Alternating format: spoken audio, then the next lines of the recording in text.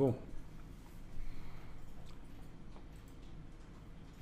Alors comme j'ai vu ce matin qu'il y en a certains qui ont un peu de mal avec Photoshop quand même, on va pas aller trop fort le premier jour, donc on va réserver le truc complexe là, qui était la création de sprites de sprite sheets dans Edge Animate. On va réserver ça pour une autre fois et on va passer à d'autres choses. Il y a de toute façon plein de choses à faire en fait, hein.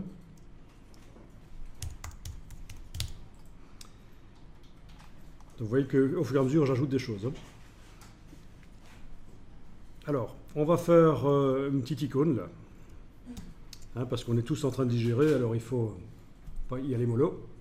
Petite icône à trous, et ce sera l'occasion de parler du masquage superficiel et du masquage profond. Et aussi le fait que dans Photoshop, quand vous faites des choses pour le web, il y a intérêt à faire du vectoriel. Comme ça, quand vous redimensionnez les choses, ça ne va pas devenir flou au fur et à mesure que vous redimensionnez. Donc, on y va. On fait un nouveau document. Alors, nouveau document, ici, vous pouvez faire du 800 sur 800. C'est pas très important. 800 pixels sur 800. La résolution, pas d'importance, puisque ça, c'est pour l'impression. La couleur, RGB. Bien sûr. Bon, le CMJN, c'est pour quand on fait de la mise en page. Oui, ok.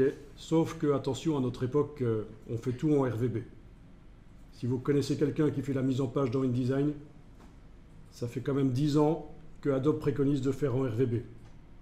Et c'est au moment de l'export du PDF pour l'imprimeur qu'on fait la conversion CMJN. Donc on travaille avec des images RVB. Même pour faire la mise en page à notre époque. L'intérêt, c'est que le PDF, on peut faire un autre PDF qui, lui, va être destiné à être affiché sur un écran, un PDF interactif.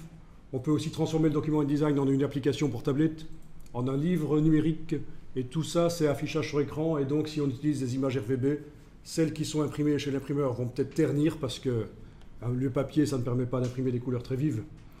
Mais toutes les autres versions visibles sur écran vont avoir des couleurs vives RVB. C'est pour ça que c'est préconisé à notre époque. Et ça, il y a peu de gens qui le savent parce que il y a certaines régions où on est plus au fait au niveau de la couleur, on se tient plus au courant que dans d'autres régions. C'est assez culturel. Ok, donc ça c'est la profondeur de pixels, mais on garde en 8 bits, c'est bon. Ok, on ne va pas compliquer les choses ici. Il y en a qui ont fait l'infographie ici, qui ont étudié la mise en page. Ouais, ça vous étonne un peu que je dise qu'il faut faire des mises en page avec des images RVB. Parce qu'on vous a dit que c'était le truc absolument à éviter, que c'était une erreur majeure. Eh oui. Oui, mais ça c'était les années 90. Hein. Mais CMJN, c'est 4 couleurs, non? C'est ça, c'est 4 couleurs. Donc on sait faire plus de nuances avec 4 Non, couleurs? non, non, non, non. Non? Non, non. C'est 4 couleurs tout simplement parce qu'il y a 4 passages en presse. Mais non, on sait faire beaucoup moins de couleurs. C'est une contrainte technique due à la manière dont on imprime. Mais ça n'est pas pour avoir plus de couleurs, non.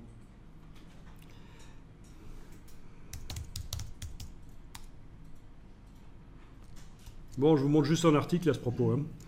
C'est important parce que à un certain moment, on va parler aussi du fait de travailler avec quelqu'un qui, en parallèle, fait un magazine pour l'impression. Et vous vous occupez du site web, vous avez des ressources communes. Et donc, déjà, vous savez que ça va pouvoir être du RVB, que normalement, il ne va pas vous refiler du CMJN. Si vous en refile, parce qu'il est reçu de personnes externes à la boîte, il faudra savoir quel type de CMJN c'est. Voilà, donc il y a ici un article, InDesignSecrets.com, c'est le site de David Blattner, qui est quand même une référence dans le monde de InDesign et de l'impression de manière générale, qui vous explique pourquoi vous devriez importer des images RGB dans InDesign et les convertir au moment de l'export en PDF, les convertir en CMJN. Je ne vais pas en dire plus ici, il y a beaucoup de choses à dire, mais ce n'est pas une formation non plus C'est une formation quand même orientée web.